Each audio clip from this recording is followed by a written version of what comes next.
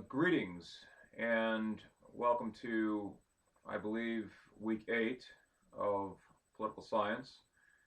So today I want to do a few things in the course of the hour and 20 minutes or so that we will have together. Firstly, I want to go over the exam and I want to review it in a fairly systematic manner. Um, and I want to say a few things about both the substantive critiques that I had of much of what I saw on the test, but I also want to make some comments with respects to formatting and just how you should approach the test in general. And I hope that in the course of this discussion, my assessment, my analysis of the test, it will provide you with some better insight and a more comprehensive understanding of precisely what is being expected of you and asked of you the next time we take a test. So I should preface this by saying that not everything that I'm going to say here applies to each and every one of you. And I would say some of you are actually exempted from nearly everything that I will say because you did very well. And I'm going to get into the distribution of the scores and what that looked like. But suffice it to say, this was the first test, and I personally believe that this was a more challenging test. And I'm not saying that based on your guys' scores and the outcome that I saw. I would say that regardless. I would say that if the average was a 95%, which it wasn't, but I would say that for a couple of reasons. First of all, because I don't think that this class is necessarily an easy class, and I don't say that about every class, and I don't say that to every group of students. I think this is a more challenging class because what we deal with in this class is necessarily going to be abstract. We deal with abstract ideas, and abstract ideas are oftentimes inaccessible and counterintuitive for many people. That's not to say that you can't work through them if you spend enough time and energy and effort and cognitive overhead thinking about these things. And I think that that's really fundamentally the issue here, is that none of this is so counterintuitive, and none of this is so convoluted or contrived or esoteric that it is unintelligible to any of you. I think that I really do truly believe that any one of you, and indeed any person who has the necessary qualifications to be admitted to Gogabek Community College, who takes this class, could indeed, if they had the will and the desire and the wherewithal, could indeed achieve a very satisfactory level of academic performance for themselves. Now I'm going to go into the preconditions, which I think are necessary to be met before you can aspire, or can realistically hope to aspire to achieve that measure of academic success, because that's not something that's going to come naturally. And I would also make the point that this subject itself is not something that comes naturally for a lot of people, and I understand that. I understand that better than most people, and I'm not just paying lip service to this. I mean, I really truly commiserate with the condition of the people who don't really fully apprehend what's going on in this class. But and the reason I say that is because not everybody's mind works in the same way, and that's a good thing. Imagine how boring this world would be if, in fact, we all had the same aptitudes and the same deficiencies, and it would be a very bad place because nobody would be good at certain things. So it's good that we have diversity. It's good that we are good at different things in different levels and have different aptitudes and different intellectual interests. So I understand that if your innate propensity for success in this class is precluded by virtue of the fact that you just don't intuitively understand this kind of material, I understand that. But what that means, therefore, is not that you should just throw your hands up and give up at this point. What it means is you may have to do a little bit more work, and you may have to ask more questions and clarify certain ambiguities that otherwise would cause you confusion. So, and I'm not saying what I'm saying right now, and I'm not going to continue to say what I'm saying for the sake of completely exculpating myself from any professional liability or personal responsibility with respects to your performance on this test. But what I do want to do is I want to bring to your attention the fact that I really believe that your success or indeed your failure on this test is entirely up to you. It is your prerogative, and you can certainly pursue a course of action, a sequence of choices, which will result invariably in either success or failure, or some intermediate outcome. And that's entirely up to you. And so your performance on this test, and this is true of each and every one of you, because this is, all of, for those of you who took this test, and all 7 of you in this class took the test, your outcome in this test was predicated on your performance. And your performance itself is a function of how well you seem to understand the material. And in a minute here, I'm going to talk about what my sort of my general metric was for evaluating and analyzing whether or not making the determination as to whether or not you satisfy the requirements of a particular question. But it's pretty straightforward. And the other thing I would say is that I really hope that nobody feels as though they got a grade that they did not deserve. Now, I don't like using that phrase, or that term, that word, deserve, okay, because that implies that you deserved something, but why did you deserve it? Did you earn it, or did you get it because this is just something that was arbitrarily handed out?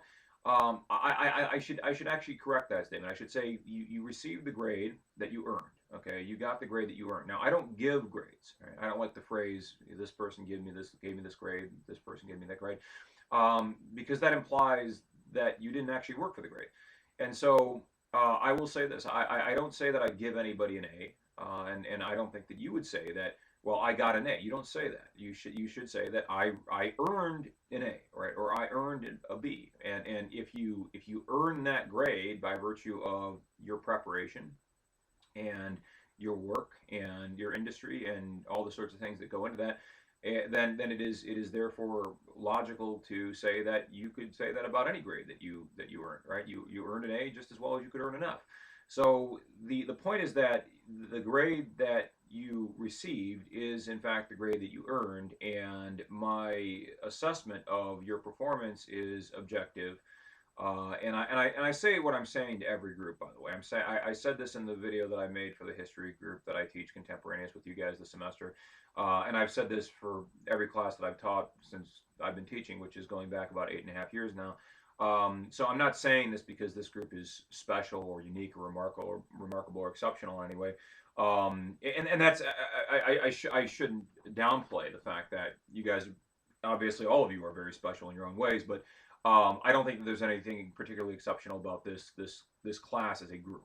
Okay, and that could be a good thing, that could be a bad thing, but I don't mean it to be a bad thing. So what I'm going to do is I'm going to go over in substance what I think the primary deficiencies were that I saw anyways when I was going through and I was evaluating your guys' tests. So I'm going to talk about the things that I thought were problematic on this test. I'm going to skip over, gloss over, or give sort of superficial analysis to the things that I don't think were very problematic, because I just don't think it bears mentioning. And much of this, all of this actually, should to some extent be redundant for all of you, because I took a long time grading these tests. I took longer than you probably assumed that I would take. I average about 30 minutes per test, so there's 7 of you in this class, so that's about 3.5 hours that it took me cumulatively to get through these tests. Now, that's not a huge amount of time, but it's substantial. And the reason I'm saying this is because I don't want anybody to think that I didn't really carefully scrutinize what you said and assess the viability of what you said, and carefully evaluate your reasoning and your rationale, and try to reconcile that with my own understanding of the topic, because I did exactly that. And that's why I take 3.5 hours to get through 7 tests. I mean, I could just go through them very, very quickly, and I could I could have answers that I typed up myself, and I could just staple that or attach that to your test and say, refer back to the model answers. These are the answers that I wrote, but I didn't do that. I try to give each and every one of you an individual critique that is particularized to whatever it is you provided me with respect to your answers. And I do that so you can see for yourself precisely what went wrong. What were the defects? What were the deficiencies? What was it that I didn't do that I should have been doing? And also, likewise, how can I improve upon whatever was defective about the answers that I provided you in this particular on this particular test?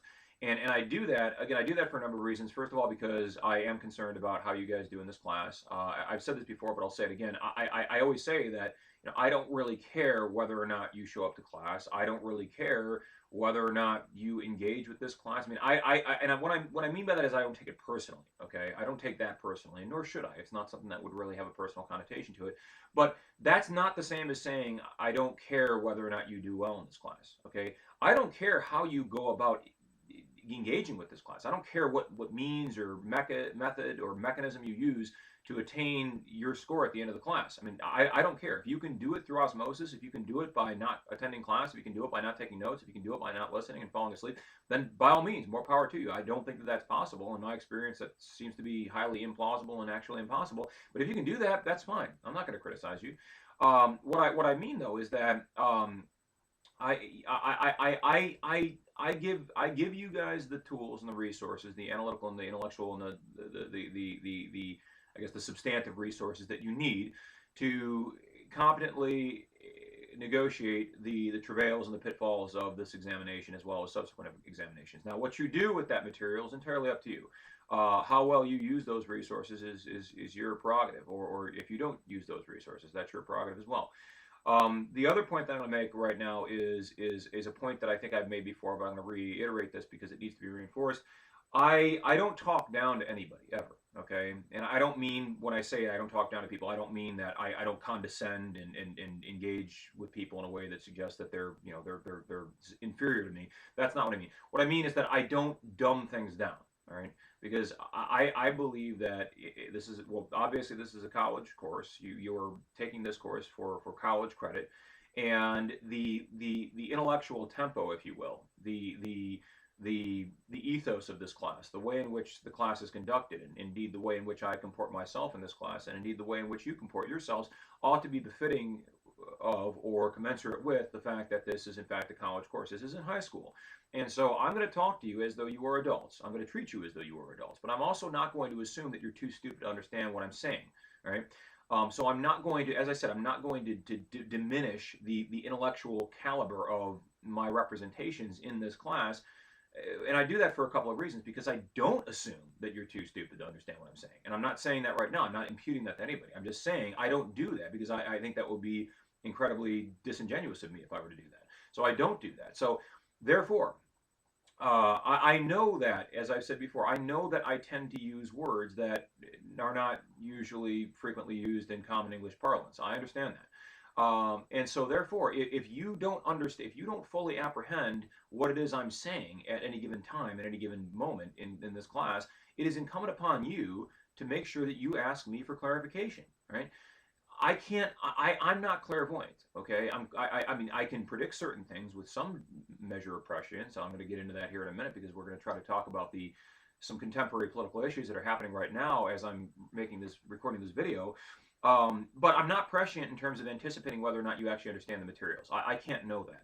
All I can do is presuppose that if you're not asking questions, then I have to default to the assumption that you understand what it is I'm saying, or at least you understand it well enough that it's comprehensible to your mind, it's intelligible to your mind, so that you can make sense of it and then constructively use it and apply it in the context of a test.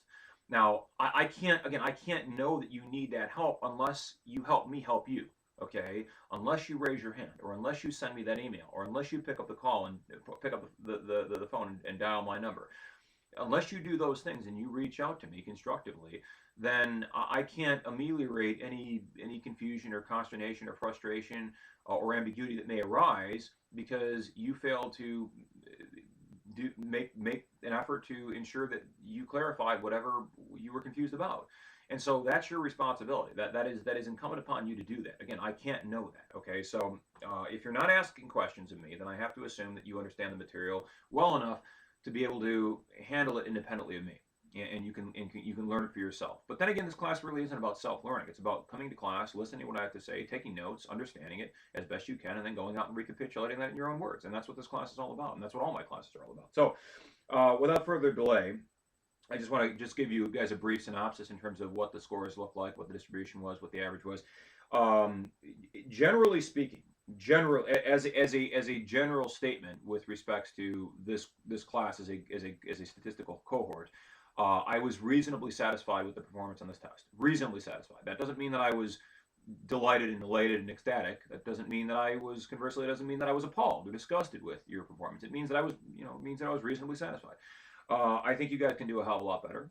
I will say that I actually expected you, some of you, I expected you to do better, and I explicitly stated that on the comments that I wrote on your test. So for those of you who read my comments, and hopefully you did, because as I said, I average about 30 minutes grading each and every one of your tests, and most of that was just me typing comments in response to what I thought necessitated some kind of comment. So please read those comments, and they will be hopefully insightful and edifying, and inform your process of taking these kinds of analytical writing exercises, both in this class as well as in other classes as well. And so it has some, I think, some tangible utility function to it in terms of the comments that I give you, the constructive criticisms that I offer. Now, as to the way the grades turned out. There were two A's in this class, so there were 7 of you that took this test. 2 A's, so two out of 7. What is that? That's 35%, something around there, right? That's good. All right, that 2 among 7, 2 and 7 received A's, and one of those A's, by the way, I'm not going to mention who this was because I think that this person is entitled to some measure of anonymity. And I always protect your anonymity, especially because this is going to go on YouTube, and this is a public space, and it's public forum, and who knows who's going to be viewing this. But one of you who received the A, one of the A students, one of the 2 A students, actually earned 100% of the points, 100% of the credit. So that person earned 100% on the test. Now that is phenomenal. Okay, now that is remarkable. That is exceptional. Okay, that's not where I arrive at this reasonably satisfied statement. I was exceptionally satisfied with that particular individual, and I conveyed that in very explicit terms to that person. The other person who received, I can't recall what the other A grade was, but I think it was a mid grade A. It was a mid grade A. There were 3 B's in this class, so 3 out of 7. Again, that's almost 50% of the class. That's good. 3 of you received B's, and most of those B's were in the middle range, right? I don't think there was a single 80%. I think they were 82 or 83 or 84. I think there was an 87, right? So there was a high A or high B, and then there was a mid B, and then there was sort of a low B. But anyways, the 3 B's is very satisfying. There was 1 C, and then there was 1 D. Now, the average of the test was 75%. That average is not very meaningful. That's not a very meaningful number because this particular cohort is so small. There's only 7 of you, so I can't. The mean, the median, and the mode don't really apply to something that's a sample size of less than 100. And this is far less than 100 because there's only 7 of you. So the average is not very significant because it could be heavily skewed if one person does really, really well, which in fact one person did really, really well, or if one person does really, really poorly, which in fact nobody really did really, really poorly. A couple of you didn't do as well as I had hoped you would do, and certainly don't think of this, don't conceptualize this in terms of, well, I don't want to disappoint Jeff. Okay, because now I don't think any of you did this time, but I've seen students in the past who have actually done this. They will write on their tests because usually I teach a physical course, and usually we don't have to revert to an online modality because usually we're not dealing with a global pandemic. But what they will do is they will write on their test, usually somewhere on the front page, so I can see it. It's very conspicuous. They will say, Jeff or Master Jedi or Your Highness or whatever they address me as. I want to apologize to you up front for having performed so deficiently on this particular exam and apologizing to me. And what I always tell those students, if I have the opportunity to speak to them personally, is I say, don't apologize to me because you're not letting me down when you earn a grade that is unsatisfactory on your test or whatever it happens to be. You're letting yourself down. Okay, so you really owe yourself an apology, and you really owe it to yourself to ensure that you examine and reflect upon what you have been doing that led to that particular point in time where you earned the grade that you received.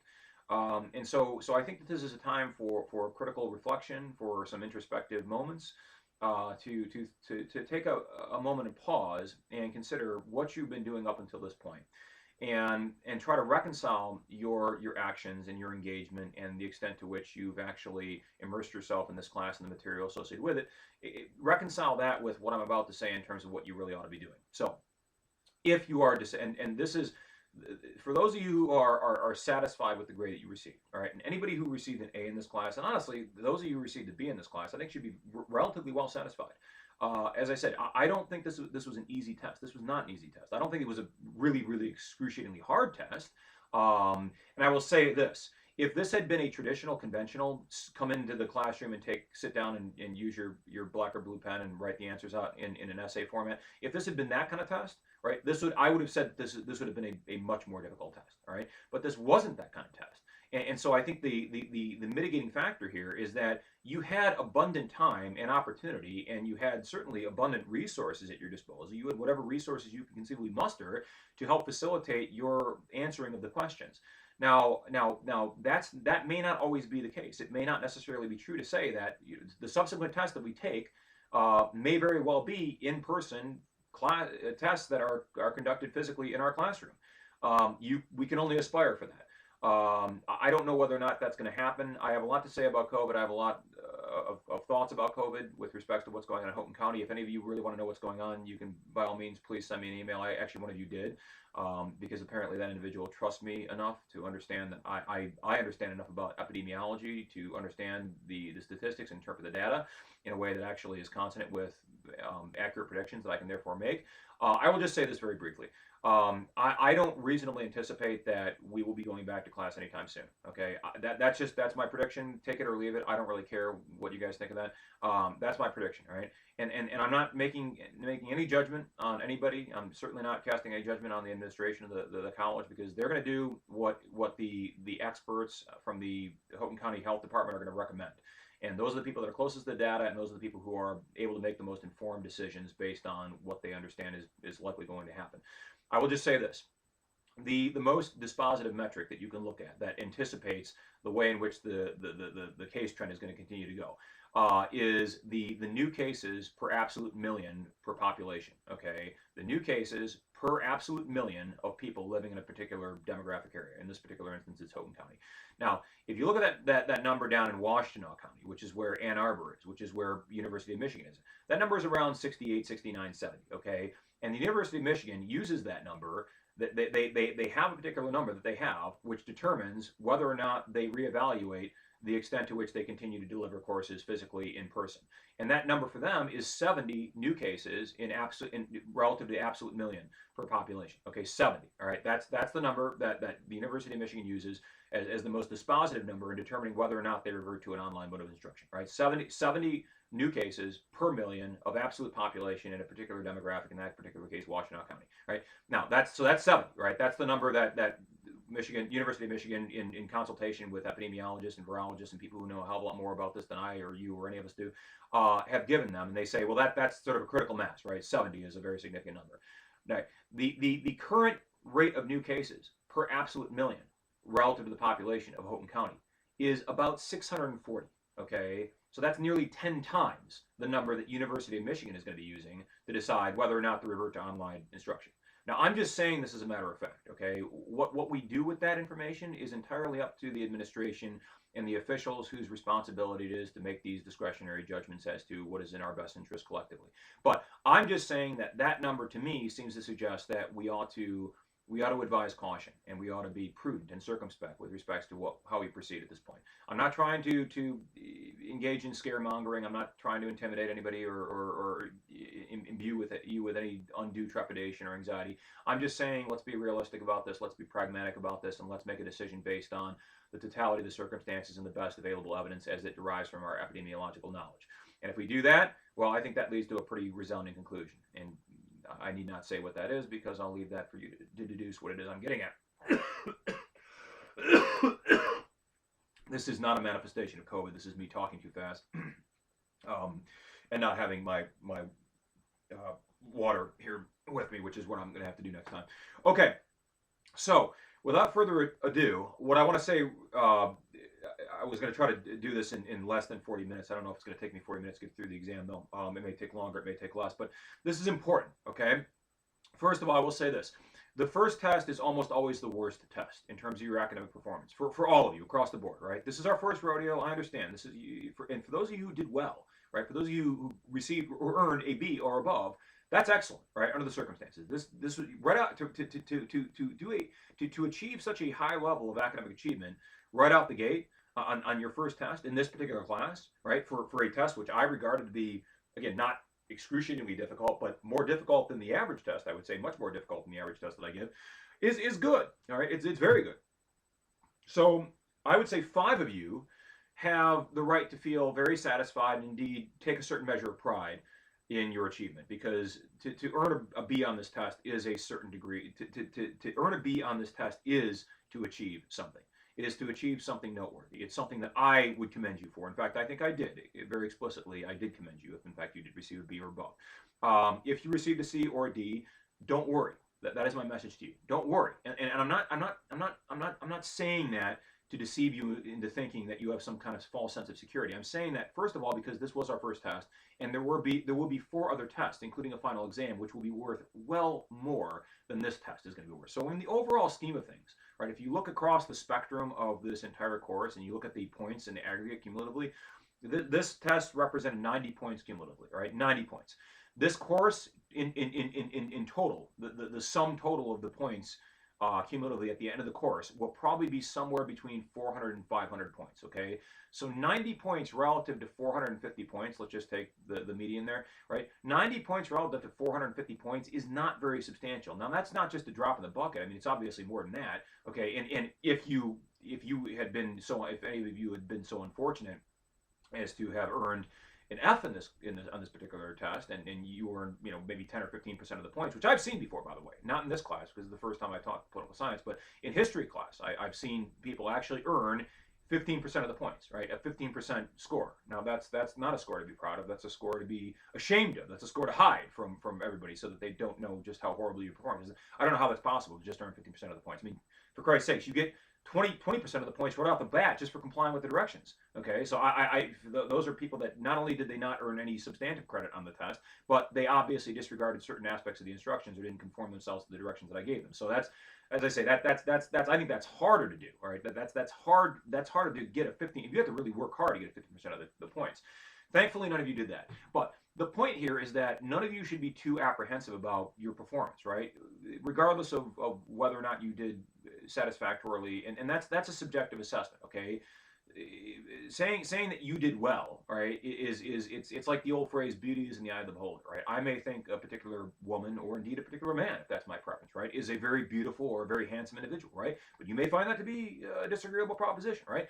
Well, I think the same applies for academic performance. Some of you who maybe the person who got a C is very well satisfied with that C, and if you're satisfied with that C, that's all that matters. I don't care. Okay, if you're satisfied with an F in this class, that's fine. Okay, I mean, I don't want to say that's a good thing. I wouldn't encourage that. I think that it would suggest a certain degree of callousness with respect to whether or not you actually pass the class, and you may be expending tuition dollars another time, right? That would not be prudent for you financially, economically speaking, but that's entirely your prerogative, right? To conceptualize this in a way that resonates with you and makes sense to you. So if you're satisfied with the grade that you earned, then that's fine. I'm not going to say anything that detracts or diminishes from that. Now, so I want to talk about some general points here before I actually go into the substance of the answers, the substantive answers themselves. And I'm not going to talk a lot about that because I think I expounded upon this and elaborated on this to a very great extent when I provided you guys with the critical feedback that I in fact did for each and every one of you. So again, if you really want to know precisely where you went off the rails with any of these questions and why you lost the points that you lost, please refer to the very, very clear and very explicit and very comprehensive commentary that I offered you in the context of your test itself. When I gave you the test, there was a Word document that you submitted to me. Some of you sent me a PDF document because you don't have Microsoft Word. Unbelievably, in 2020, there are still people that use I don't know how you can use Adobe Acrobat Reader, but I guess Microsoft isn't for everybody. But for those of you who received the test back, all right, and for those of you who could not read the Word document because you don't have Microsoft Word compatible a program that renders it in a way that is intelligible to you, let me know, because you need to read my comments. All of you need to read my comments. You need to take them very seriously, because again, not just because I want to vindicate the effort that I expended all this time grading your guys' tests and commenting on what I thought was particularized to each and every one of you, but I think it's important for you because it offers you some tangible benefit going forward, because you can say, well, here's where Jeff explicitly said, I should have said this, that, and the other thing, right? Or I should have said this in this particular way. I should have reformulated my answer in this particular way. Well, you can use that constructively going forward. You can improve upon the efficacy of your performance. You can step up your A game, as they say. Okay, because some of you were not on your A game. Two of you were on your A game. Okay, three of you were on your B game. One was on your C game, and one was on your D game. All right. I'm glad to say, I'm very relieved to say, and very gratified to say that none of you were on your F game. That's always very pleasing for me. But there's room for improvement. I don't know if I said this already, but if I did, I'll say it again because it's important. The average for this test was a 75%. 75%. That's not bad. That's not horrible. That's not great either. That's not very encouraging for me. That is the average of the average, right? So if you take all the grades cumulatively in the aggregate across the board, across disciplines, interdisciplinary, across the various disciplines that we teach at Quebec, or go down to Michigan Tech, or go down to Northern, or all the way down to Ann Arbor at University of Michigan, if you were to take all the averages of all the classes, you would average all the grades and all the tests and all the papers and all that together, you would come out to be right around there, right? So that is the average of the average, right? You can't get any more average than that. Now, that's, again, I mean, it is what it is, right? I mean, you can come down on either side of that. And you could say, well, that's not very good because this is an elite group of students, and we have very high expectations of this group, commensurate with the intellectual qualities and the academic output that they're certainly capable of producing, right? Or you could say, well, it's not so bad because this is actually a pretty hard test, and a lot of this stuff was really convoluted and it was difficult to understand. I think you can make the case either way. I'm not going to make it either way, right? I will just say that I think you guys could have done better, some of you, right? I think those who got A's, I'm totally satisfied. I'm not going to begrudge you anything, right? Because I can't detract from your success. I can't detract from the fact that you received an A, whether it was a 90%, whether it was a 99%, or rather 100%. I don't care, right? A is an A is an A. But I think generally speaking, we can do better than this, right? We can do better than this.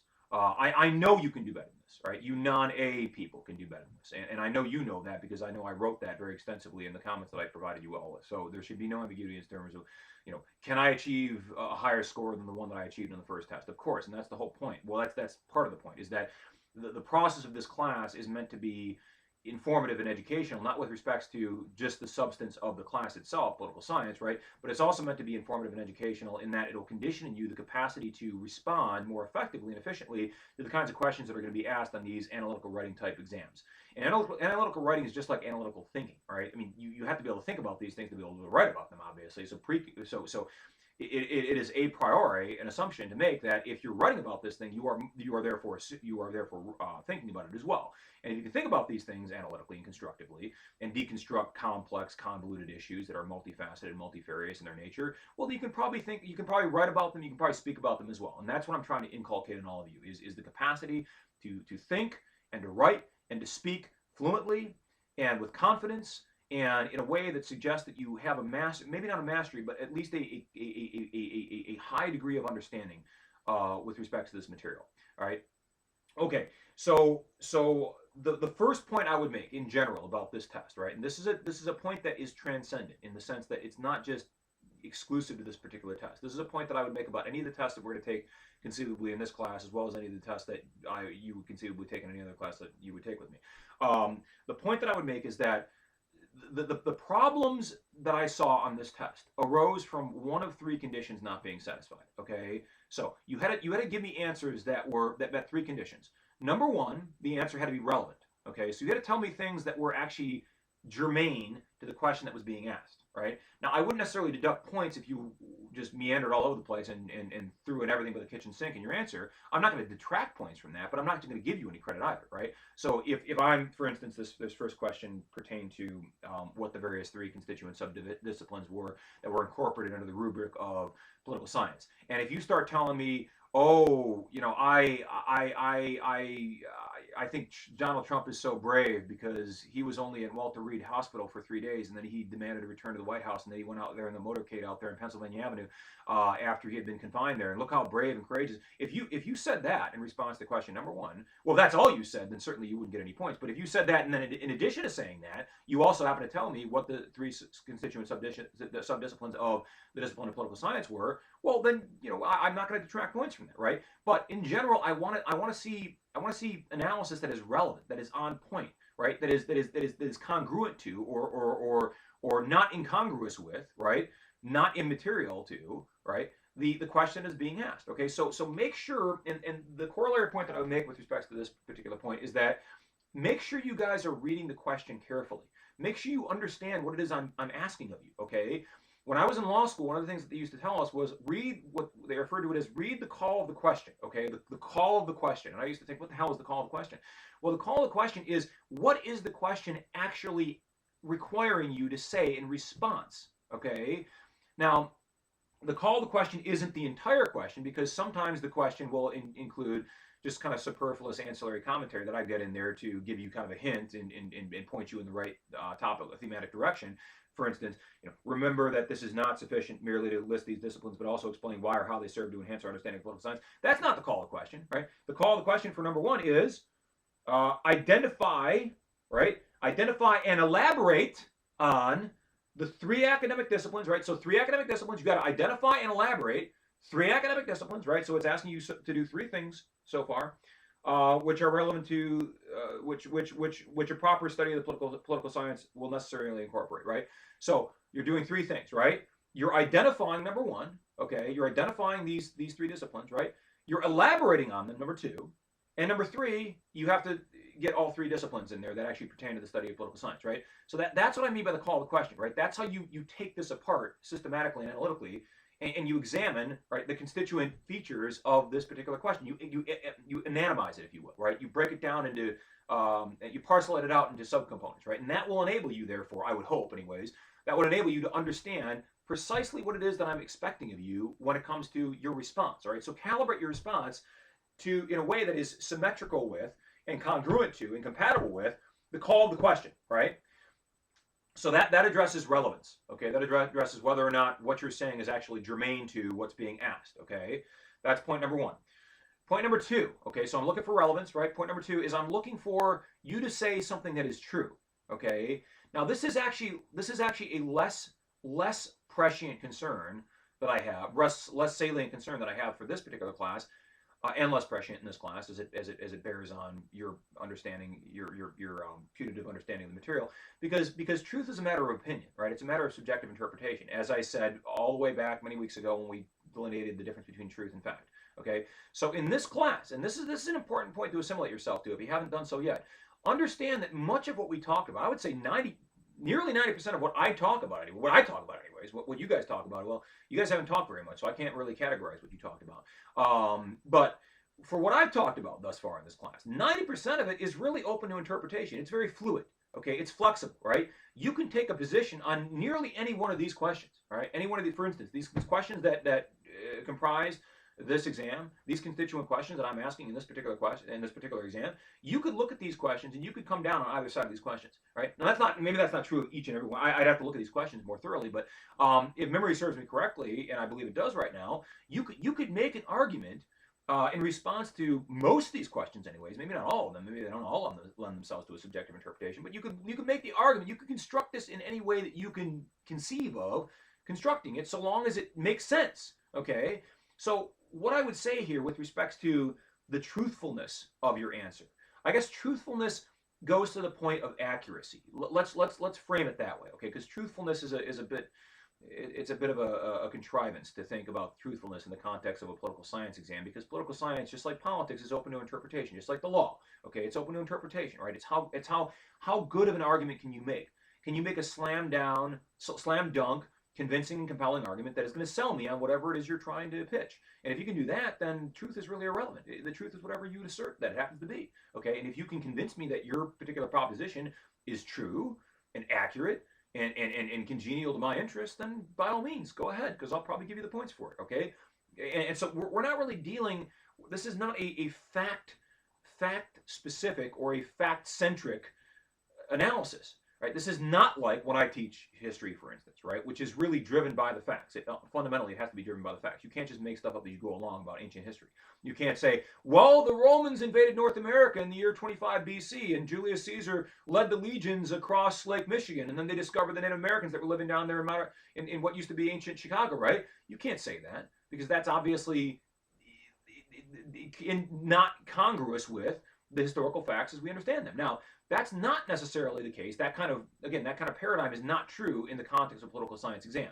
Again, this is not like history. This is not like criminal justice, for instance, the other class that I teach, is not like, I mean, a lot of classes, not just classes that I teach. I mean, this is not like, mathematics, for instance. Mathematics is a zero-sum game. It's a very precise science. This is not. This is a very imprecise science. So that's the point that I would make about truthfulness, or rather accuracy, as I refer to it as, right? Let's reclass that as accuracy, right?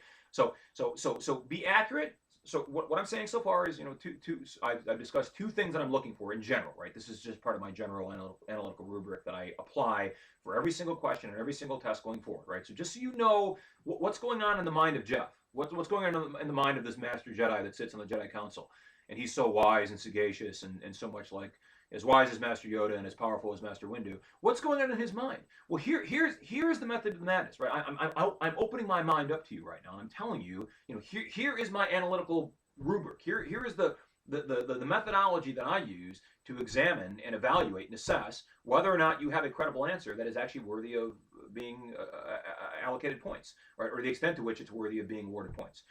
Is predicated on these things that I'm talking about. All right. So number one, relevance. All right, is the thing that what you're saying, is it relevant to the question that's being asked, the call of the question? What did the call of the question precisely ask you to do, and whether or not what you're saying is in response to that? Well, again, sometimes it is, sometimes it isn't. Number two, is it accurate? Okay, is it accurate? All right, to say that, or is it completely inaccurate? Is it just farcical and fantastical and just it doesn't sell. It doesn't make sense. It's a non sequitur. It's nonsensical.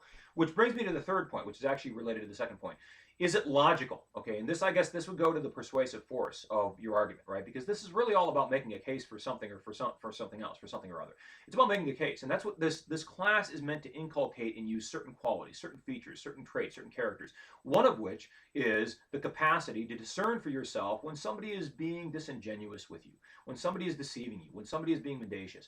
And the reason I'm saying that is important in this class is because all politicians lie. That's what they do, all right? If every politician said 100% of the truth 100% of the time, we would never elect any of them, okay? We would elect 0% of them, okay? If all of them told 100% of the truth 100% of the time, none of them would be running for office, because they'd have so many scandals, right? And there'd be so much corruption, and there'd be so much malfeasance behind the scenes, that if we knew even 1% of that, we probably wouldn't trust them with anything. We wouldn't trust them to run a lemonade stand, let alone run a country, okay? So one of the things that I'm trying to indoctrinate in you all is the capacity to look at what somebody is saying to you and be able to ascertain whether or not they're being disingenuous, or whether or not they're being truthful and honest and forthcoming and transparent with you. Now, that's a difficult thing, all right? That's called intuition, right? But I think intuition, unlike a lot of people, I think intuition is something that you can condition over time, right? You can develop it, you can cultivate it. It's like any other skill, right?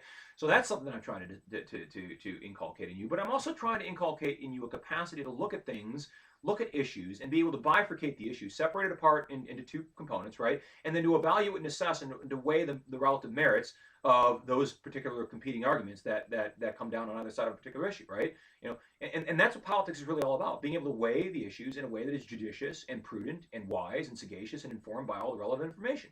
And if you do that, well, you're not going to be a one-issue voter, and you're not going to be somebody who just has this dogged, dogmatic, fanatical, partisan allegiance to one party or the other. You're not going to do that. You're going to look at things, you're going to look at issues, and you're going to look at candidates as they come to you, and you're going to evaluate them based on the merits, based on how accurately and truthfully and factually and intelligently they represent certain things to you, right? And whether or not that is consonant with your understanding of these things objectively, right? So that is a critical capacity that it's incumbent upon me to cultivate that in each and every one of you.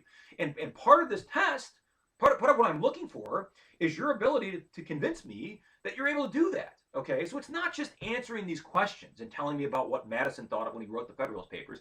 That's subsidiary, right? That's an ancillary point, right? The primary point is you convincing me that you can think in a way that is somewhat consistent with the way that I think about these things. Now, I don't expect you guys to be lawyers, right? I don't expect you to be, ace hotshot lawyers out there, Top Gun lawyers, right?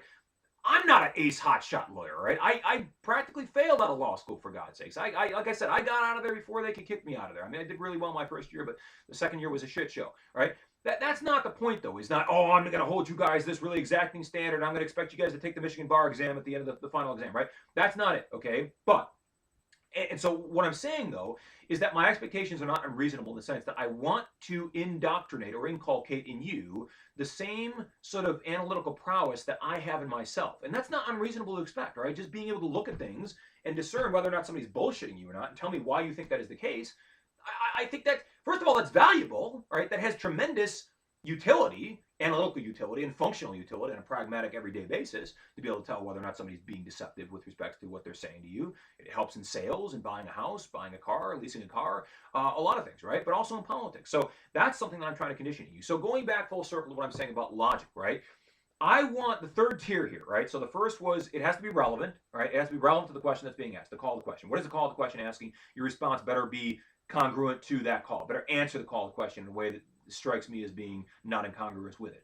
Number two, it has to be accurate, right? Don't be meandering all over the place, and don't just make stuff up as you go along, right? And number three, I would say the most important point is that your arguments have to be sufficiently logical, right? They have to convince me that you sound as though you know what you're talking about, right?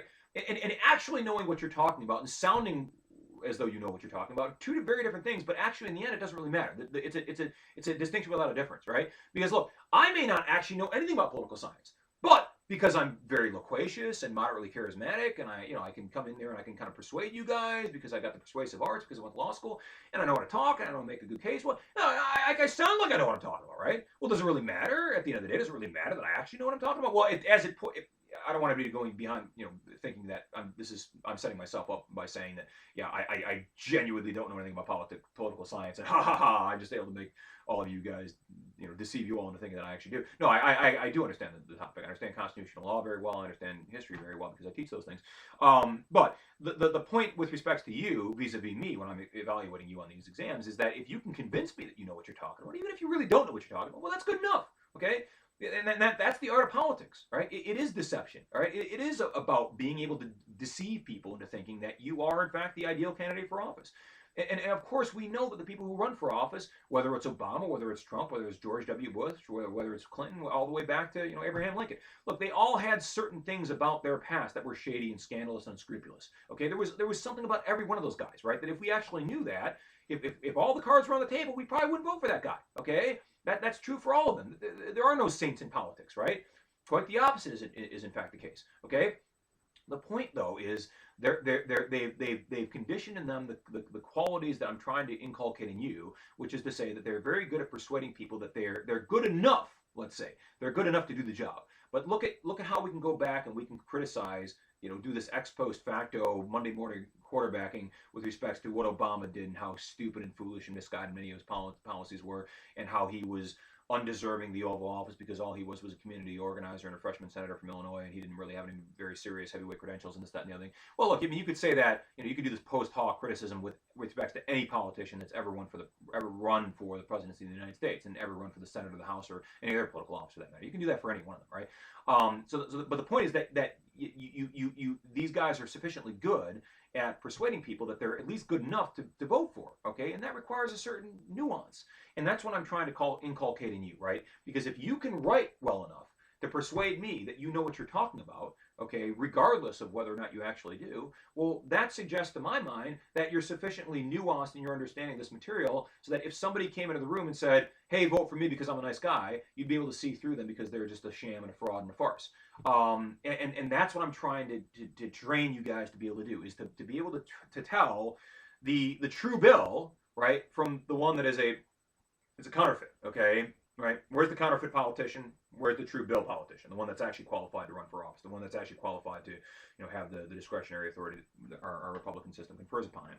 So, and I guess the final thing that I'm looking for, right? And this is the final. It's a 4-tier sort of analysis. Is that what you say, assuming it's relevant, right? Assuming it's accurate and assuming it's logical, right? It makes some kind of sense. It's coherent, right? It makes sense to when I'm reading it. It doesn't strike me as completely off the wall.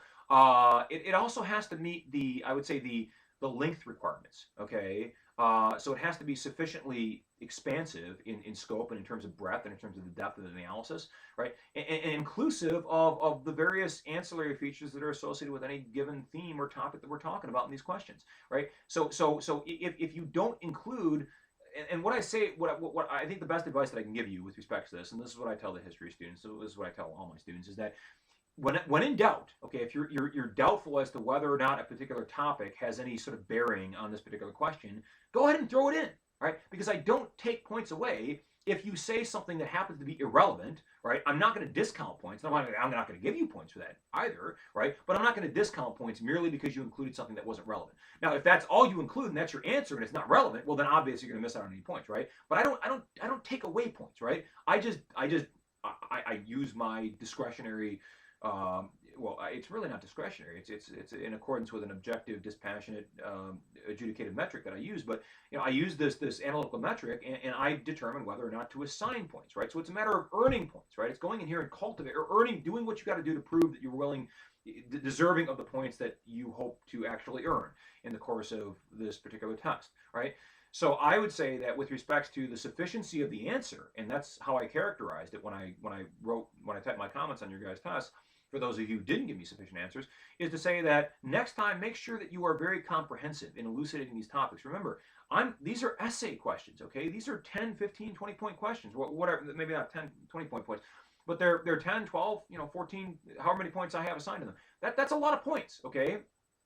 In the overall scheme of things, maybe it's not that much in the overall scheme of things because there's 450 points in the course or right around there, but it's a lot of points, okay? It's enough points whereby I can justify looking at that answer and being fairly critical with respects to my expectations, okay? So I think I'll just close escrow on this general analytical commentary by saying, by reinforcing what I've already said, which is again, don't be discouraged, okay? Don't be discouraged if you weren't doing all of these things yet, right? And this was a learning experience, okay? It was a learning experience for all of us, right? Except for the person that got 100%, because obviously that person didn't learn anything because he didn't have anything to learn, right? Because obviously he knew it all, okay? Literally, right? He knew it all, or he knew it all, knew it enough to convince me that he knew it all. Right. So now, because I am going into 50 minutes now here into this lecture, which isn't actually going to be much of a lecture. It's just going to be again a post hoc analysis of the test, an autopsy of the test, a post mortem of the test. I want to go through these questions just very quickly, okay? Because some of you maybe were disinclined to read my comments because you thought they were too tedious or whatever. But just very briefly, I'm going to point out the things that I thought were most substantial in terms of the systemic deficiencies that I saw across the board with most people's tests. The first question, it's asking you what the three constituent subdisciplines associated with the study of political science were. Now, you didn't just have to, it wasn't enough to just say what those disciplines were, right? History, philosophy, and constitutional law, or just law in general. I was looking for some annotation, right? I was looking for some discussion of why those disciplines were relevant. Again, that's what the question asks, right? So again, remember to read the question very carefully, right, and understand what is being asked of you. Now, that question actually wasn't very problematic. So all of you, I think almost all of you, maybe one of you didn't get all the points, but I think all of you got most of the points on that. I think most of you got six of you at least, I think, earns 10 of the points on there. And one of you may earn 9 of the points on there. So the first question, I think, was not a very problematic question. Now, I don't have any notes on here, so I'm just going to have to rely upon my memory as I'm going through here, and my memory may fail me because it's been a few days since I graded these. But number 2, what did Madison think about the potential for what he refers to as faction in the context of the United States? Well, we're not just talking about the capacity for divisive political discourse. I mean, obviously, that's what he was in fact referring to. He's saying that people are passionate, they have prejudices, they're going to have these their thoughts and their perceptions of other people, and indeed the political representations that people make to them are going to be modulated or restrained or effectuated by their own personal preferences, right? So everybody has their own subjective interests based on their own personal experiences, which are unique to them. And Madison is saying that because we have so many different people in this country that have so many different backgrounds, so many different experiences that are highly divergent from each other, that could conceivably result in a great deal of contention and dissension and discord within the broader body politic. And that was the concern that he had. Now he offered some proposals to ameliorate that, to say, well, maybe we can conciliate the issues that arise from faction if we do these things. Now you could have said that, right? You could have said what were the solutions that Madison proposed. Number one, he said, well, we can coerce everybody to think in the same way, right? We can compel everybody to think the same way about everything. with respect to politics. And he said, well, that's not possible because that's contrary to human nature. And he said, well, what we could do, we could just extinguish liberty across the board, right? We could have a sort of totalitarian, autocratic system whereby people are not allowed to express their individual preferences. He said, well, that's antithetical to the whole Republican enterprise that we're trying to undertake here. So obviously, that's something that we have to discount immediately as well. And so what he concluded, therefore, as a product of that analysis, was that, well, what we have to do is we have to tolerate, we have to embrace faction. It's going to be an inextricable part of a Republican quasi-democratic process. It's innate to the human condition, and if the human condition is a precondition to establishing a democratic or Republican process, then we have to accept it because we just have to subsume it under the auspices of government. It's going to be there. Now, what I was looking for also is that some of you did this, some of you didn't, right? Give me some tangible contemporary examples of how we actually see faction, as Madison referred to it, as manifests itself in the contemporary political scene. I said BLM was an example of faction, but you could give examples from the left and the right. There's lunacy on both sides of the spectrums, right? There's the idiocy of the Proud Boys on the right, or I don't want to denigrate anybody's personal beliefs or indict their personal convictions, but you have extremist organizations on both the left and the right. And you have BLM movement, right? You have the anti-FOB movement. You have identity politics, right? Whereby people vote according to their ethnicity or their demographics or the color of their skin or their personal demographic features that are endemic to them. And all of these things are conducive to the divisiveness and the contention that Madison envisioned would, in fact, undermine the efficacy of this Republican system. And he anticipated this with some measure of prescience. And so I was looking for, that would have been an A answer, right? That would have been the perfect answer, ideally, would have included all of those things. Now, rest assured, if you didn't include all those things, but if you included most of those things, you would have earned 6 or 7 points on that, right? And so, that's the other point that I want to make, is that for you to earn 8 or 9 or 10, however many points these are worth, right?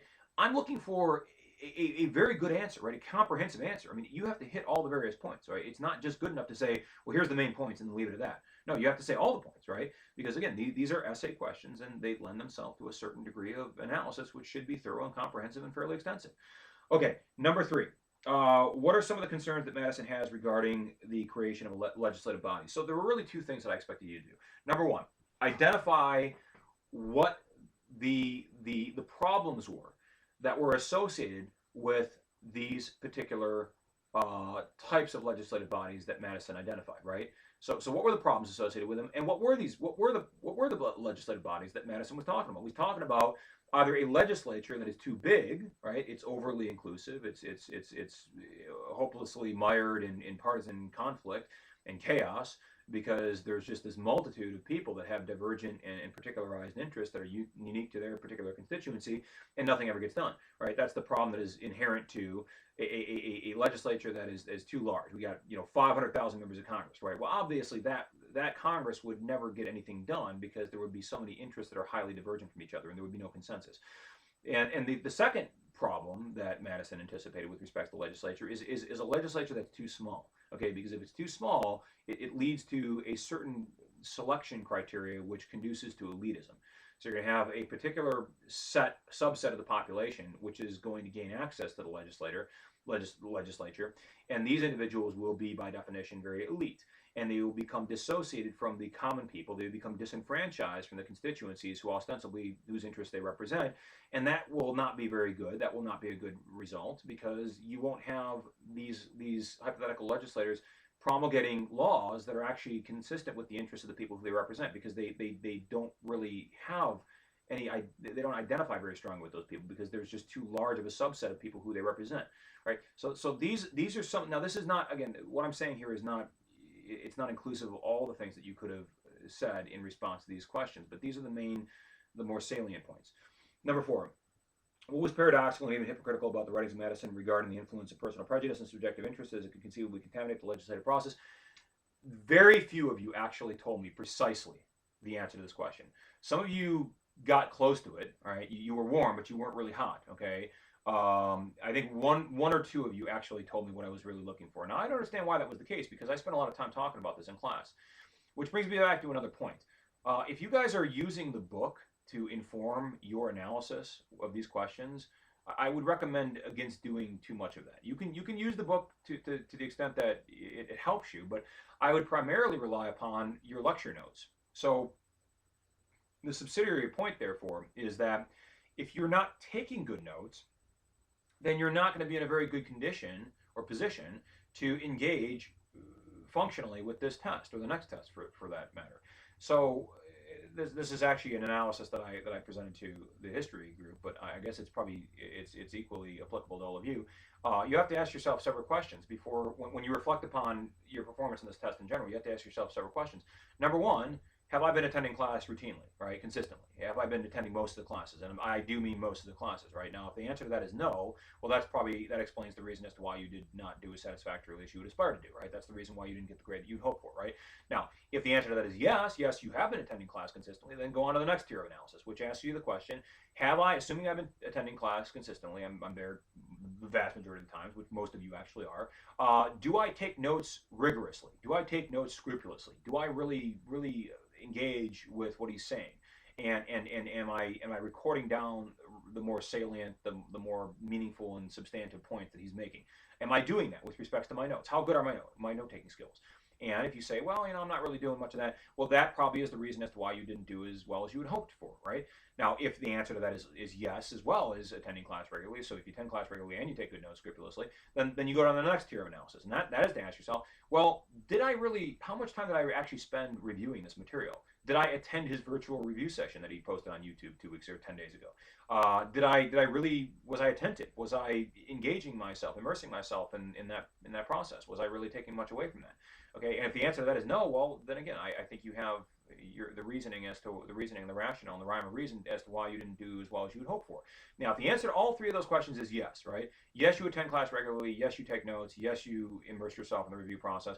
Then I would say the final question is, were you ambiguous? Was there any degree of ambiguity with respect, or lack of understanding, lack of full comprehension with respect to any of these questions before you actually engage with the test itself, right? And if in fact there was, the follow-up question, the corollary question is, did you reach out to me and ask for some sort of clarification on that which was hitherto ambiguous to you, right? And if the answer to both those is no, right, or rather the first would be yes, there was some ambiguity, and the second tier would be no, I didn't reach out to Jeff for clarification. Well, again, I'm going to point the finger at you and say, well, that was your prerogative. It was incumbent upon you to do that. So if you didn't understand what was being asked of you, it's your obligation. The ball is in your court, right? Again, I can't know what you do or do not know, and so you have to come to me, right? You have to proactively, right, reach out to me and say, Jeff, I need help. Can you please elucidate and clarify this particular question? Because if you don't do that, and you really don't know what I'm talking about, and you try to answer that, you try to get your work your way through the question, and you don't really understand what's being asked of you, then chances are you're not going to give me a very satisfactory answer. So those are that series of questions that I just hypothetically presented to you there. That is the series of questions which I think is the necessary prerequisite to determining whether or not you've been doing all the things you should be doing. And if you haven't been doing any one of those things, then I submit to you, in all humility, with all due respect, then that's probably the reason as to why you didn't perform as successfly as you would aspire to perform on this test. Now, if it is the case that you just listened to what I just said, and it made sense, right? And you're saying to yourself, you're checking off this list in this mental list in your mind, and you're agreeing across the board. And yes, you indeed have done all these things retrospectively when you reflect upon what you've been doing, what you haven't been doing. And yes, you have been there, and yes, you've been taking notes, and yes, you did the review session, and yes, you did ask questions whenever they arose, and yes, you really did understand these questions, and you still don't know why you didn't achieve the level of academic success that you would aspire to achieve. Well, then it's time for you to reach out to me, and then it's time for us to have a little chit chat and a little powwow. And I will sit down with you, and I won't be condescending. I won't be conceited or anything like this. I'll be will express the utmost humility, and I'll be very gracious and very accommodating and very congenial with you, as I always am with everybody. And I will say, all right, well, let's formulate a plan of action, an individual response plan for you that's particularized to your needs, that is addressed to your particular concerns. And we will work together collaboratively, you and I, and we will ensure that we are addressing and remediating whatever deficiencies exist with respect to your performance and your capacity to fully understand this material in a way that enables you to be successful in this class. That's what I will do for you, okay? And again, look, I'm not just saying this, right? I am a man of my word, right? Hopefully you guys know that by now. Ordinarily, if this was a physical test that we were taking in class, I would take this test with you guys. I would actually sit, I would come and join the ranks, right? Demote myself to student, and come out there and take this test with you, right? Now, I do that as an act of solidarity. I do that to show you that I'm no different than any of you, right? I was a student before I became a teacher. You have to learn to obey before you command, as Cicero Thucydides used to say. But the point is that I want you to understand that I'm not asking you to do anything that I wouldn't subject myself to if, in fact, I was a student in my own class. Okay, so my expectations, I hope, therefore, are all the more reasonable because they resonate with you precisely because these are things that I would not submit myself to or subject myself to if in fact I was a student in this class, or I wouldn't want subjected upon me if in fact I were a student in this class, right? So that's the way that I look at this. Now furthermore, this is sort of a reformulation of the golden rule, or the rule that originated from the Analects of Confucius. If you trace it back all the way back to ancient China, 2,000, 3,000 years ago, I try to create a pedagogical instructional environment that is optimally conducive to academic achievement for the student. Okay, and that's why I'm saying what I'm saying right now with respects to going out there and working with you collaboratively, one-on-one, individually. For those of you who don't think that you were satisfied with the score that you earned, now don't whatever you do, don't be undiplomatic about this. Okay, don't be crude or crass. If in fact any of you are so inspired to actually approach me with respect to your grade and working on some kind of constructively, collaboratively working on some kind of viable plan of action in response to that, don't say or even insinuate, Jeff, I think you're a shit teacher, and I don't think you really articulate these things in a way that's intelligible, right? That makes sense to me. Okay, if you really believe that, I recommend you keep that to yourself. Well, actually, I shouldn't say that. No, that's not entirely true. If you really believe that, right? Well, if you believe that, if you just think I'm a shit teacher, then keep that to yourself. Certainly don't say that. But if you think that I'm not doing an effective job at articulating these concepts in a way that is intelligible, sufficiently intelligible so that you can understand what I'm saying, then you need to make that clear to me, okay? And that's fine. That's fine. I have no problem with that, right? I'm not going to take it personally. I promise I won't take it personally. I worked in hotels for 9 years, for Christ's sakes, right? I was a hotel manager for 7 of those years, right? I've had people throw champagne bottles at my head. I had a woman try to rape me, okay? She was actually attractive. I had a guy riding his bike through the lobby of my hotel that I had to tackle, all right? His bicycle, not a motorbike, but I had to tackle that guy, all right? I've had all manner of insult and depredation inflicted upon me. I had a woman spit in my face. This is before COVID, but you never know. She looked like a skeezy, nasty skank, so she probably could have had STDs. But I've been through a lot, right? So there's nothing you can say to me that I haven't been subjected to before, all right? And even if I haven't been subjected to it before, it's gonna roll off the back and it's gonna be water under the bridge. So I don't really care. So you can't offend me. I'm impervious to being offended. So with that in mind, all right. So if any of you still, you think that, well, I'm doing all the things that I'm ostensibly supposed to be doing based on what he's saying right now, and you're still not satisfied with the score that you received, that you earned, excuse me, got to use the proper vernacular here, then it's time to come to me. Okay, it's time to come to me, and it's time for us to sit down, and it's time for us to work on a plan of action that works for you.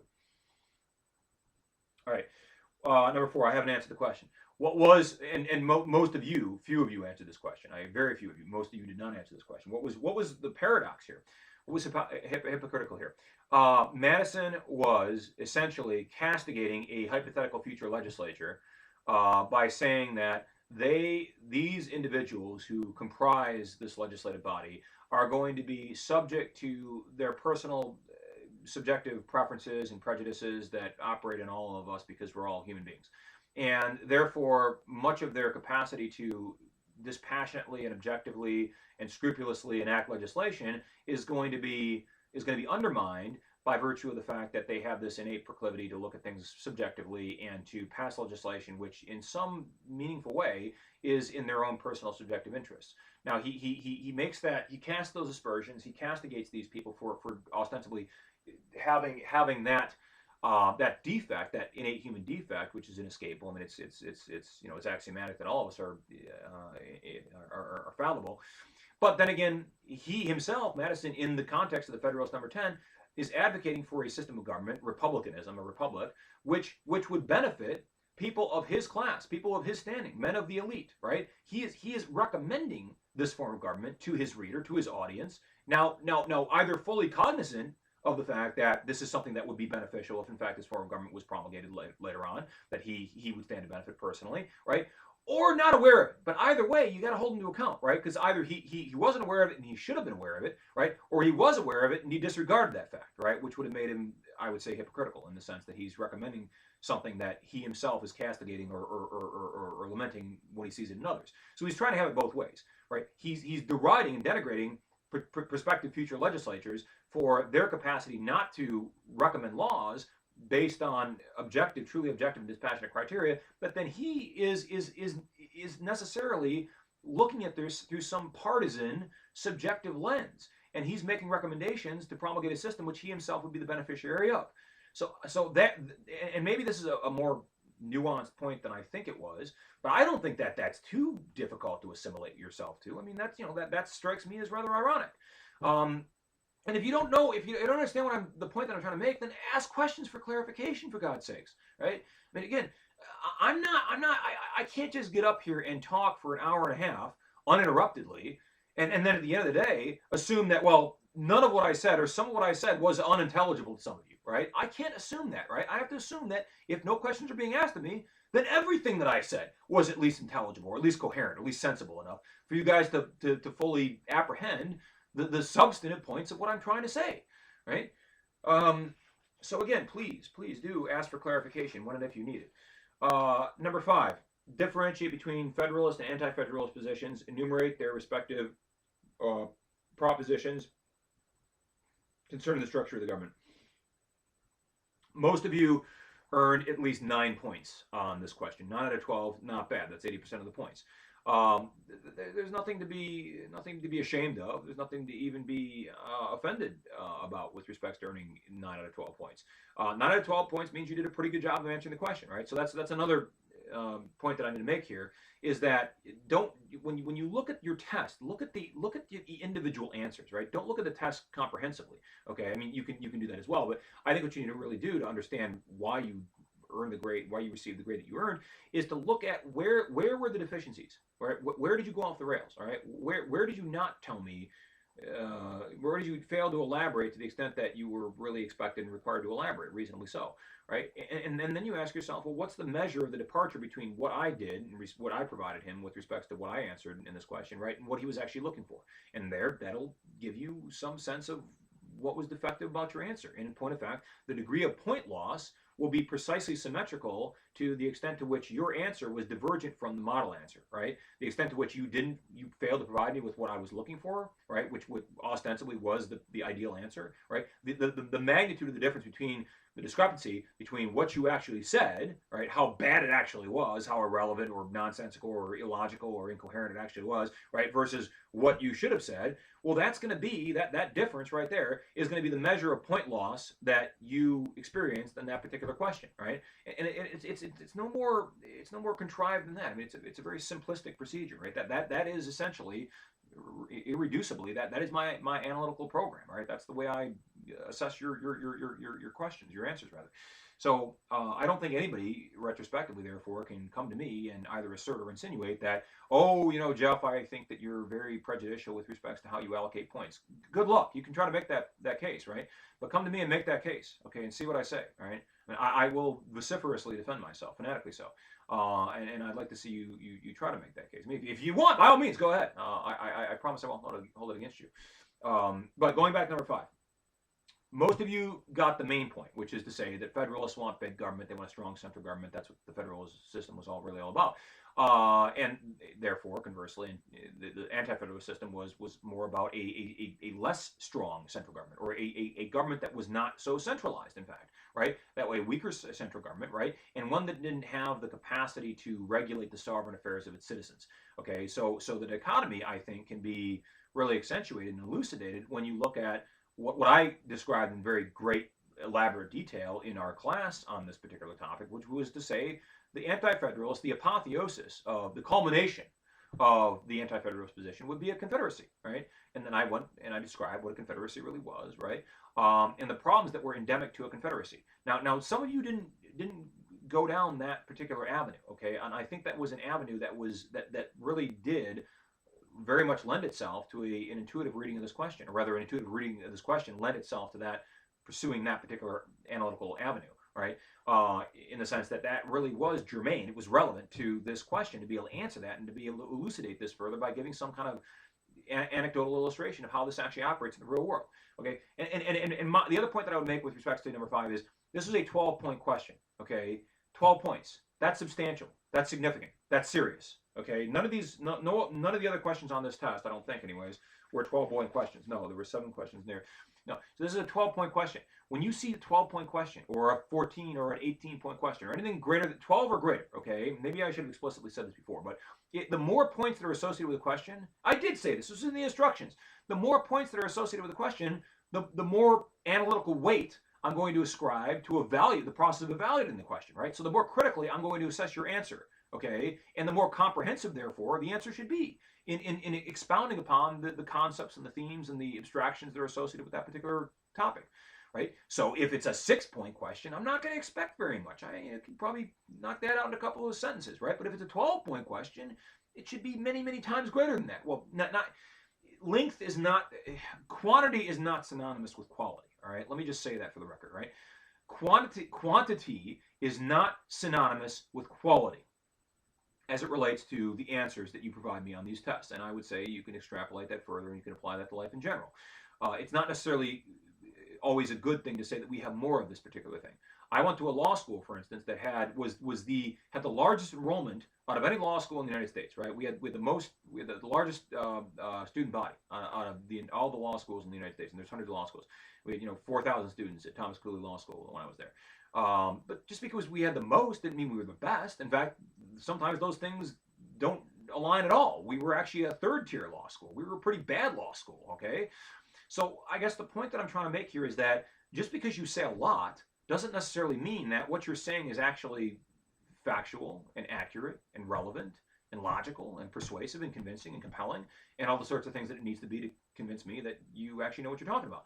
Now, conversely, you can't necessarily get everything out in the course of a very short, very terse, very abbreviated response.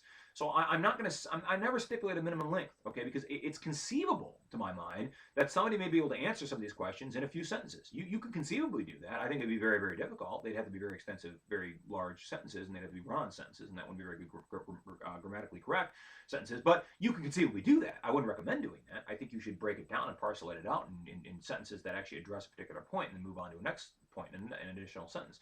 But I think that's the superstructure of your answer, or at least that's the form that it should take. Now, number 6. In what ways is your conception of the utility and viability of pure democracy contingent upon what you think about human nature in general? So the point that you had to subsume here in your answer, incorporate in some meaningful way in your response, was to say that what you think about humanity is going to influence what you think about the viability and the efficacy of democracy. For instance, if you are a Madisonian, right? If you are a Madisonite, for instance, right, or a Hobbesian, or Aristotelian, right? You subscribe yourself to the teachings of Aristotle, or Thomas Hobbes, or John Locke, for that matter, or indeed Madison, who we talked a great deal about.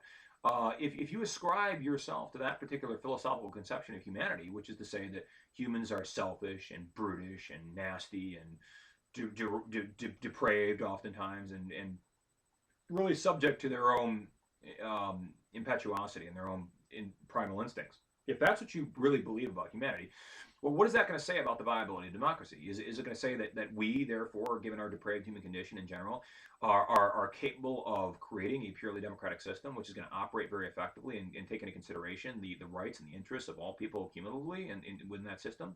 No, it's precisely it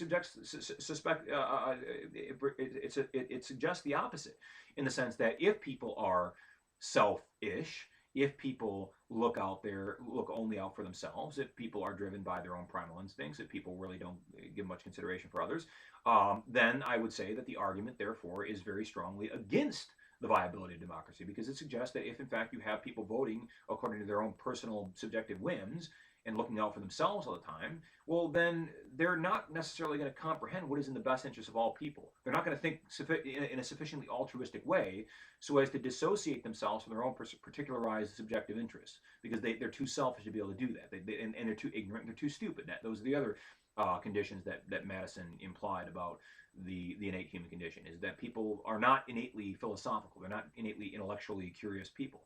And I think that that's generally true. Most people don't really care to spend so much time reading Wikipedia articles or watching YouTube instructional videos. They'd rather watch cat videos or puppy videos or something moronic like that, or follow Kim Kardashian on Twitter and see what kind of clothes she's buying from Macy's today. And if that's true of humanity, if humanity is just a bunch of people that watch Keeping Up with the Kardashians, or Kim and Kylie take on New York, or whatever the hell the latest iteration of that depraved show is, if that's what humanity is really all about, then I wouldn't trust those people with democracy, and neither would you. So that's one side of the house. Okay, the other shoe, when it drops, is the shoe that was argued, or the point that was argued by Rousseau, Jean-Jacques Rousseau, and Thomas Jefferson, for that matter, and some other people who believe that no, humanity actually is selfless and altruistic and caring and compassionate, congenial, and interested in doing the best for other people, and we all abide by some formulation of the golden rule. We do unto others as we would want done unto ourselves, and we refrain from doing unto others as we would find to be repugnant to our own sensibilities. If that's what you truly believe about humanity, then certainly give those people, those altruistic, noble, selfless people, give them the prerogative of controlling their own self-destiny, the right to their own sovereign self-determination politically, right? Give them the political power and the political discretion to control their own affairs. If in fact humanity is altruistic and noble and congenial and compassionate and selfless and et cetera, and all the things that Rousseau postulated that they were, right? But again, this is how you come down on this topic, right? You had to say something like that, right? You had to be able to delineate these different schools of thought, if you will. Now, this is not a philosophy class, right? But as I said in the very beginning of this class, not this lecture, but in the very beginning of our class so far, and as I reiterated on this particular exam in response to question number 1, philosophy is absolutely important. In fact, I would say philosophy is absolutely indispensable. Okay, it's the most important of the triune sub-constituent disciplines within this particular class, right? It's more important than history, certainly. I would say it's even more important than constitutional law. All right, last question is, and shit, I got 3 minutes left. I'm sorry, guys. I had the lecture slides that I printed off for you. You have to believe me. This is actually the lecture slides, and I thought I was going to get into this, but I'm not. Here's what I just before I get into the final question here, and hopefully this has been illuminating and edifying for you. I think I've been pretty consistent here with respect to what I've said, and consistent in the sense that it's valuable and it's insightful. I hope. I can only aspire to hope that was true. But I want to say very briefly though, I'm not going to do this again for any test. Okay, so I end up doing this for all my students in all my classes, right? I do this post hoc, ex post facto, post mortem analysis on the first test, and the reason I spend so much time and the reason I go into such analytical depth on this is because I'm doing this for your benefit. I'm not doing this because I think this is so fun just to sit around here and talk about the test, right? I mean, it's 6 one way, half dozen the other. I mean, I think it's just about as engaging as talking about Thomas Jefferson and what he wrote, which is what we were talking about before, and what we will be returning to when I come back, hopefully on Tuesday. Although I don't think that's very likely probability, because I think the rate of COVID is increasing exponentially in Houghton County, and I think that's going to continue to increase. And I don't think it's going to. I think that's going to continue to preclude our returning to physical classes. But that's a different point. But I'm not going to expound or elaborate on any other tests after this, right? I'm not doing that, right? So I'm getting it out of my system, okay? I'm getting it. I'm cleansing, right? This is a cleansing, okay? I'm drinking my V8 or whatever, right? The products that Gwyneth Paltrow is hawking on her stupid website, right? I'm using that. I'm cleansing this from my system, right? I'm going to exculpate this from my system, so that we're not going to talk anymore about how you should approach the test, because everything I have to say, everything I feel as though I need to say about the test in general and in particular on this test, specific to the substance of this test, I've said, okay? I've said in the last hour and 22 minutes now, okay? So if you're looking for guidance, right? General analytical rubric, right? How you should approach this test conceptually, what you should spend time in terms of what your preparation ought to be inclusive of, all those sorts of things, right? Then look to this video, right? Because this video, I would actually say that this lecture is in many ways more helpful than just the lectures that pertain to the substance of this class, because this lecture is going to enable, I hope anyways, is going to enable you to be more successful in the test, assuming that you assimilate yourself to the things I'm saying in this lecture. If you don't, if you just fast forward through this, or just where's Jefferson, where's Thomas Jefferson, I want to hear about Thomas. If that's what you're looking for, then you're not going to hear any of this, and I think that you'd be doing yourself a tremendous disservice if in fact that were the case. Number 7. In what ways might a democratic system actually be less effective than a more autocratic form of government, which is not subject to the consent of the people? Also, be able to provide at least one example of how democracy is impeded in its response to a national crisis when an authoritarian government is able to respond more expeditiously and effectually. So what I was looking for here is somebody saying something to the effect that we have this system of checks and balances. I know I haven't talked a lot about this, but we have a government that is, we have an executive, and I did talk about this, right? The executive is restrained from engaging in certain things. Okay, there is the idea that the executive is subject to constitutional mandate, right? So President Trump can't just go out there and enact martial law. He can't. Well, he can, right, under certain circumstances if certain constitutional prerequisites are met, right? But he can't do that for another reason because he would disenfranchise and alienate his base, and he doesn't want to do that because he knows that he's accountable in November. And that's actually a final point that I want to make, right? And when I'm thinking about it, I want to make this point. Uh, I try to contemporize this material as much as I possibly can, right? Try to make it relevant to what's happening right now in the political cycle, the news cycle as we're talking about it. So if you've been following the news, whether it's CNN, MSNBC, Fox News, it doesn't matter. You will know that Donald Trump has been at Walter Reed Medical Hospital since Friday, I think Friday afternoon, and he came down with COVID, as did the First Lady, as did a lot of other people in his entourage.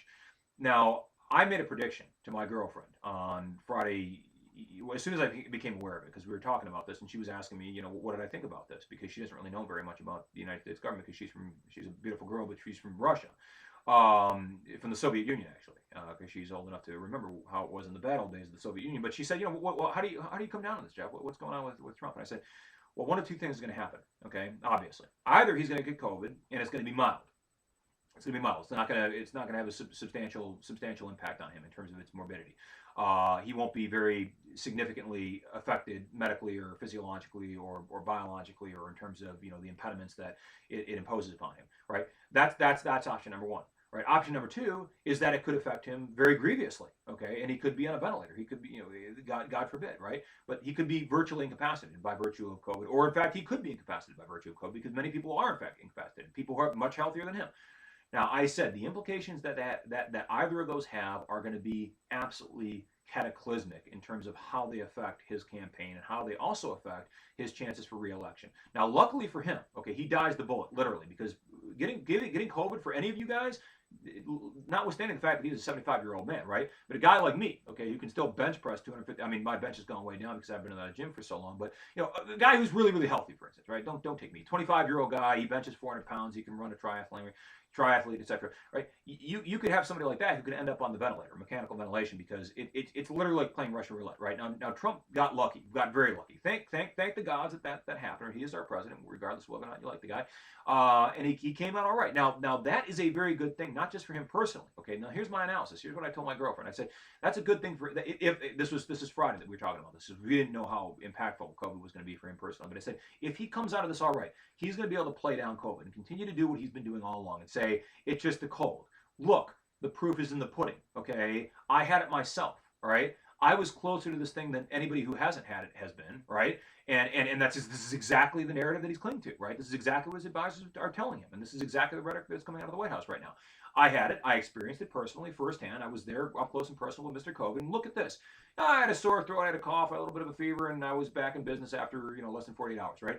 And that's how bad it was. It was a minor cold, just like I said. I was right all along, right? And he can play it off as though, in fact, what he's been saying consistently all along has in fact been true, because now this is a validation of that by virtue of the fact that it didn't afflict him very seriously.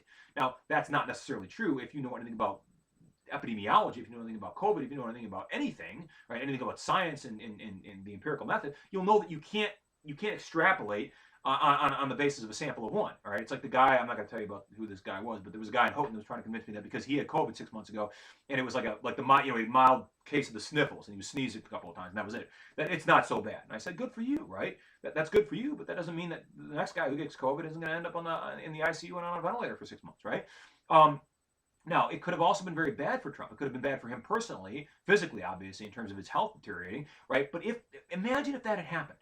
Imagine if that had happened. If, in fact, he was grievously afflicted, right? It had a substantial morbidity in terms of its impact on him, physically and medically, right? What would he therefore have to concede? He would have to concede that he was wrong all along, this whole time, right? That he's been promulgating this false narrative, this false rhetoric about, oh, don't worry about COVID, it's no big deal, et cetera, et cetera. And Biden and Nancy Pelosi and his detractors and his opponents on the other side of the fence would be able to say we told you so. Okay, we told you to take this seriously. You squandered the opportunity to respond to this in a very concerted way nationally, and hundreds of thousands of people have paid the price for your insolence and stupidity. And now look, now you are paying the price personally, but it took you this long until such time as you personally had it and it affected your wife and your chief of staff and your son-in-law and your daughter and you personally. It took you until that point in time when you finally conceded the seriousness of COVID.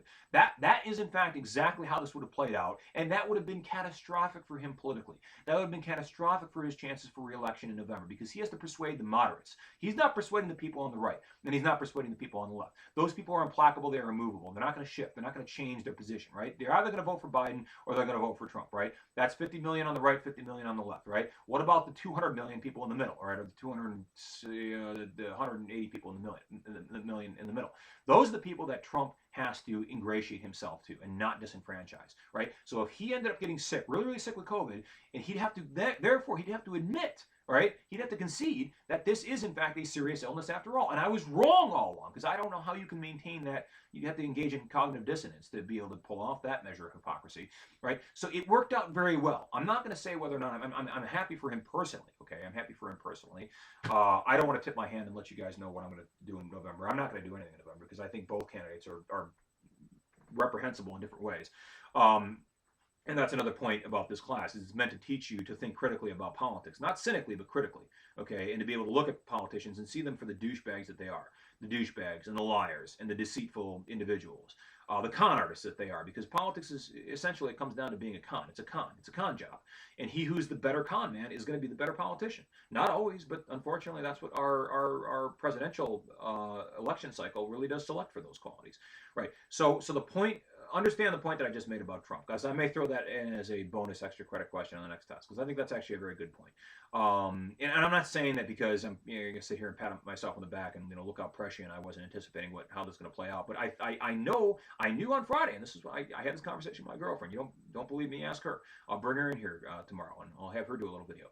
But I said this on Friday, okay, and I said this is going to affect his chances for re-election cataclysmically. It's going to be a geological shift, okay, a glacial shift, right, with respects to how this afflicts him and how he's able to pitch that, how he's able to spin that, okay, and obviously he's going to be able to spin that to his advantage.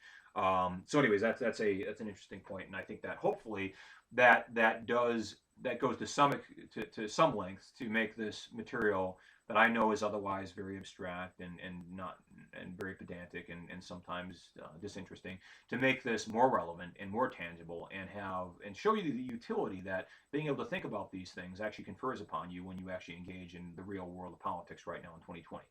Okay. I'm not going to say any more about number 7 because I'm out of time. I'm up to an hour and a half. I hope that I will be seeing. Well, I can't even say that, because if we reconvene physically, that means I got to abandon my girlfriend down here and all my homeboys and this beautiful ostentatious house that I sit in here. And I'm not going to tell you what I do in this. I play a lot of video games in here. Not in this room, but I got a gaming room. But I have to abandon all that, okay, and come back to the provincial parochial environs of Calumet. But it won't be such a bad thing, because I think I actually enjoy teaching this class in person a little bit more than I enjoy sitting here in front of this stupid camera on my archaic laptop from the year 2000.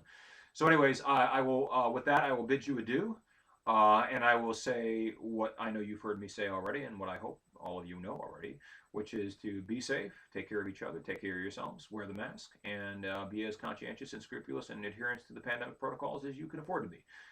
Because we got to get those numbers down in Houghton County, because if we don't, we're not going back to the class anytime soon. It's going to be YouTube lectures from here on out until probably the beginning of January. So if you don't want that, right, spread the word. COVID is serious. It's serious shit. You need to take it serious, and you need to do something proactive about it. All right, that's enough. If you guys still got questions about the test, by all means, hit me up. I'd love to talk about it. Be well, stay safe. This is Thursday's lecture. I'll probably see you guys next Tuesday, assuming my car doesn't break down or okay. Well, that's all I'll say. Bye.